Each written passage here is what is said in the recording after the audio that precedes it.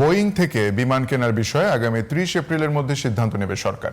বিকেলে প্রধানমন্ত্রীর সঙ্গে সৌজন্য সাক্ষাৎ শেষে কথা জানান বেসামরিক বিমান পরিবহন ও পর্যটন প্রতিমন্ত্রী এম রাশিদুজ্জামান মিল্লাত। তিনি বলেন, জুন থেকে জাপানের টোকিওতে ফ্লাইট চালু করা হবে।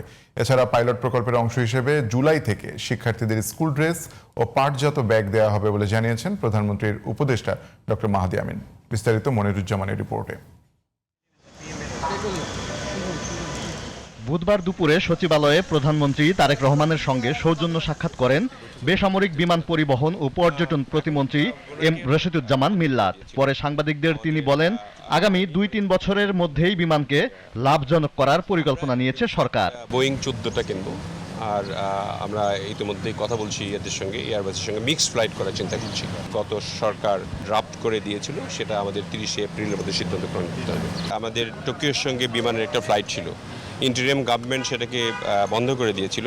আমরা আজকে থেকে সিদ্ধান্ত গ্রহণ করেছি যে জুন মাস থেকেই আমাদের ফ্লাইটটা চালু হচ্ছে। এর আগে সকালে শিক্ষার্থীদের স্কুল ব্যাগ বিতরণ কার্যক্রম সংক্রান্ত কমিটির সাথে বৈঠক করেন প্রধানমন্ত্রী। বৈঠকে প্রতি উপজেলার 2টি স্কুলের শিক্ষার্থীদের ড্রেস ও পাটজাত ব্যাগ বিতরণের পাইলট প্রকল্প চালুর সিদ্ধান্ত হয়। এছাড়া প্রাথমিকের শিক্ষার্থীদের জন্য বিনামূল্যে জুতা বিতরণের পরিকল্পনা নিয়েছে সরকার। প্রাথমিকভাবে প্রত্যেক মাসে আমরা 2টি করে উপজেলাতে 2টি করে স্কুল দিয়ে শুরু করব এবং এটা একটা চলমান প্রক্রিয়া হবে। তবে আমাদের লক্ষ্য প্রথম মাসে অন্ততপক্ষে 1 লক্ষেরও অধিক শিক্ষার্থীর কাছে যেন আমরা পৌঁছে দিতে পারি ব্যাগ, 1 লক্ষের অধিক শিক্ষার্থীর কাছে আমরা পৌঁছে দিতে পারি স্কুল ড্রেস। সমাজের ভিতরে সমতা নিশ্চিত হয়, সমাজের ভিতরে ন্যায্যতা নিশ্চিত হয়।